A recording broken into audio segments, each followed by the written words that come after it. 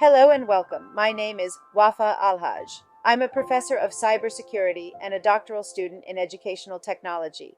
In this presentation, I'm excited to share how I approach personalized instruction in my field, drawing from both current research and my own teaching practice. Let's start. Here's what I'll be covering today.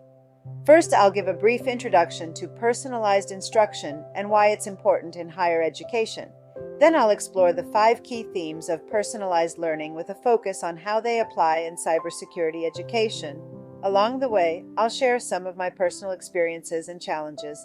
Finally, I'll wrap up with reflections and practical takeaways. What is personalized instruction? Personalized instruction is a student-centered approach that adapts teaching to each learner's needs, goals, and pace. Rather than delivering content the same way to all students, we adjust based on where learners are, academically, emotionally, and experientially. At Mohawk College, I've seen how offering flexible deadlines guided by Universal Design for Learning, UDL, principles and accommodations, can boost motivation and confidence. This approach also relies on two-way feedback between students and instructors to guide instruction and support. Ultimately, personalized instruction makes learning more meaningful, inclusive, and supportive for all students. Personalized instruction is a shared effort. Teachers design structure, offer flexibility, and guide learning through tools like UDL, feedback, and choice. Students take an active role, setting goals, reflecting, and choosing how they learn best. When teachers do all the work, it leads to burnout and student dependency. When students are left unsupported, they face frustration, inequity, and missed learning opportunities. A balanced partnership fosters autonomy with guidance, structure with flexibility, and motivation with meaning, empowering both teacher and learner. Why personalized instruction? Students come with diverse goals, backgrounds, and experience levels, especially in programs like cybersecurity. Some are IT professionals, others are just starting out. A one-size-fits-all approach doesn't work. Personalized instruction increases engagement, reduces achievement gaps, and supports student retention by meeting learners where they are and offering flexible, inclusive ways to succeed.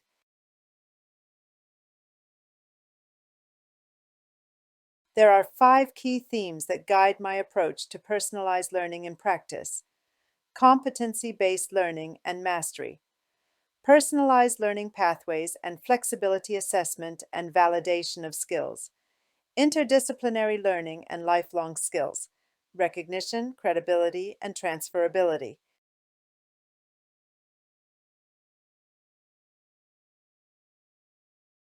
Competency-based learning and mastery. This approach shifts the focus from how much time students spend in class to what they can actually do and understand. Learning is personalized by allowing students to progress at their own pace until they demonstrate real mastery of a skill or concept. Instead of sticking to rigid deadlines, students receive formative feedback and multiple opportunities to improve. This builds confidence, reduces fear of failure, and encourages deeper engagement. In my lab-based courses, I've seen this firsthand. Students take the time they need to master subnetting or firewall rules without being penalized for needing extra practice. The result is stronger, more durable skill development. Competency-based learning also supports equity by recognizing that students start from different places. It's especially effective in technical fields where applying knowledge in real-world tasks matters more than simply finishing on time.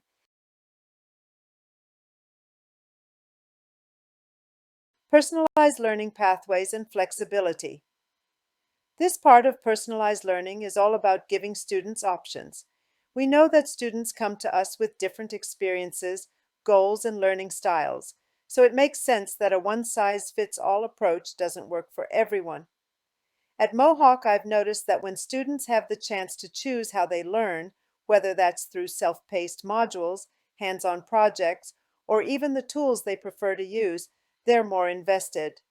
For example, some students in my courses work better with VMware, while others feel more comfortable using Packet Tracer. Letting them decide builds their confidence and helps them feel more in control of their learning. It can be a bit tricky managing all those choices as a teacher, but the benefits outweigh the challenges.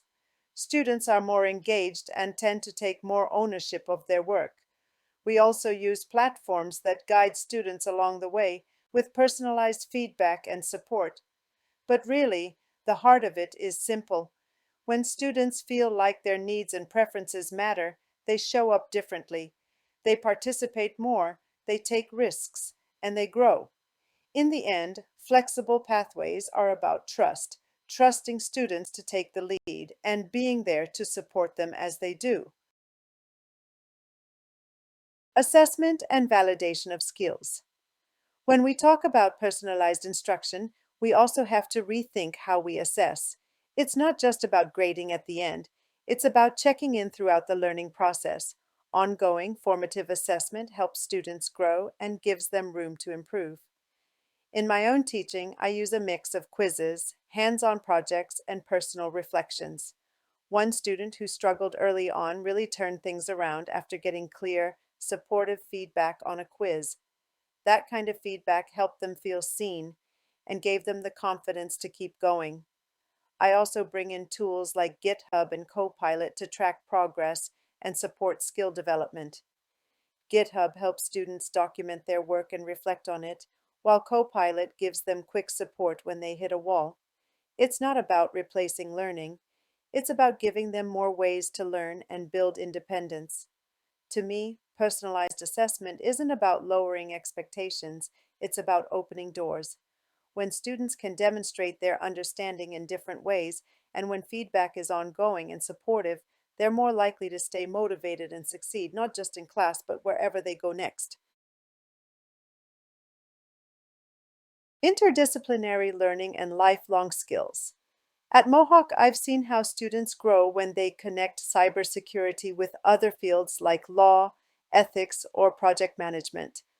In one project, they analyze a smart home vulnerability, consider Ontario privacy laws, and present a real-world solution.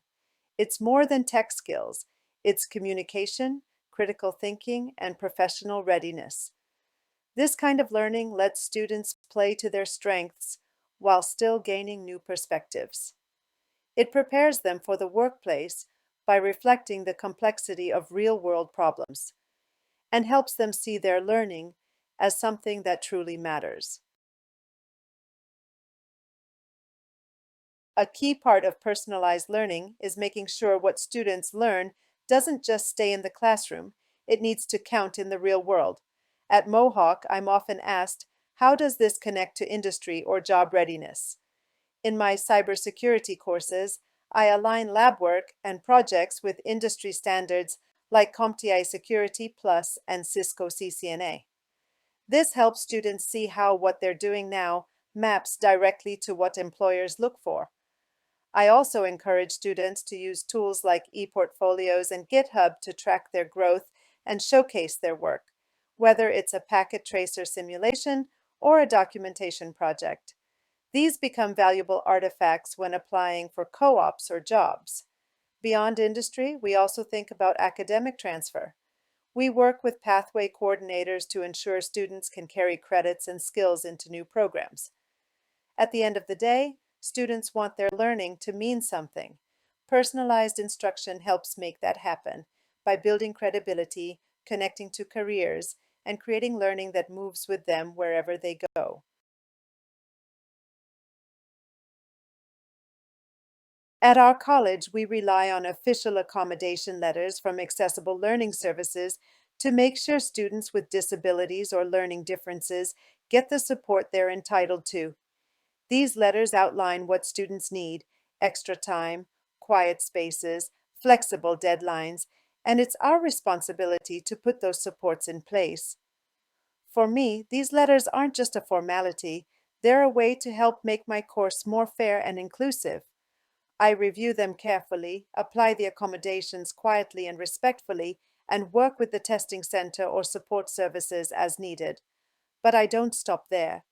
Over the years, I've started using Universal Design for Learning (UDL) strategies to help all students, not just those with formal accommodations. That includes things like adding captions to videos, offering assignment choices, or building in flexibility with deadlines. UDL lets me design with inclusion in mind from the beginning, not as a reaction, but as a mindset. When we combine accommodations with UDL, we create a learning environment where everyone has a fair chance to succeed.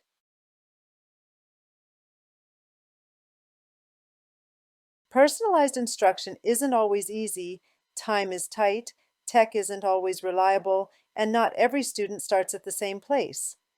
Balancing flexibility with deadlines takes effort, and sometimes it feels like there's just not enough support.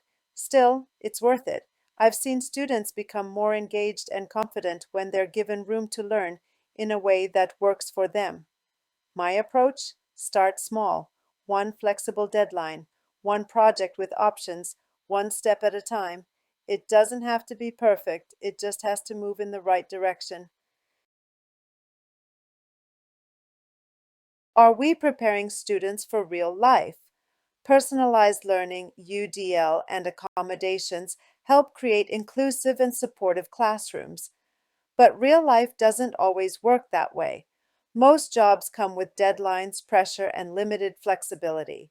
If we're not careful, we risk over accommodating and leaving students unprepared for those realities. The goal isn't just support, it's also building resilience, independence, and time management. As educators, we need to strike a balance, support students, but also give them a taste of real world expectations through things like timed case studies, group accountability, or high pressure simulations. That's how we prepare them for what comes next. So, if we're serious about making personalized instruction work, there are a few things we really need to keep in mind. First, let's be honest, it starts with us. Faculty need time and space to keep learning. Personalized instruction isn't something you master in one workshop. It takes trial and error and some support along the way.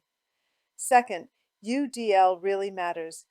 At Mohawk, we've seen how designing with UDL from the start helps all our students, not just the ones with formal accommodations. Speaking of which, those accommodation letters, we need to treat them as part of the planning process, not just something we respond to mid-semester. They help us design with intention. Technology can help too if we use it well. Tools like GitHub, Copilot, or even just smart use of learning analytics can go a long way, but only if we're thoughtful about how we use them. And let's not forget about assessment.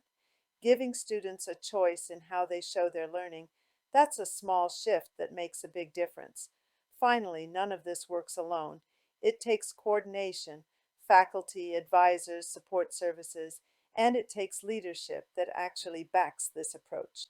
These aren't big leaps.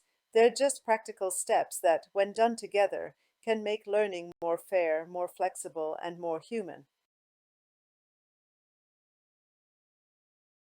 To close, personalized instruction isn't just a teaching method, it's a commitment to meeting students where they are and helping them grow.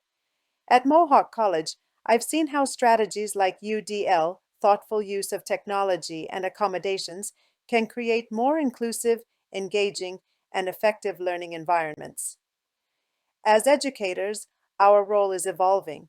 We're not only sharing content, we're shaping experiences that support every learner. By staying reflective, working together, and keeping students at the center, we can help make higher education more responsive and human.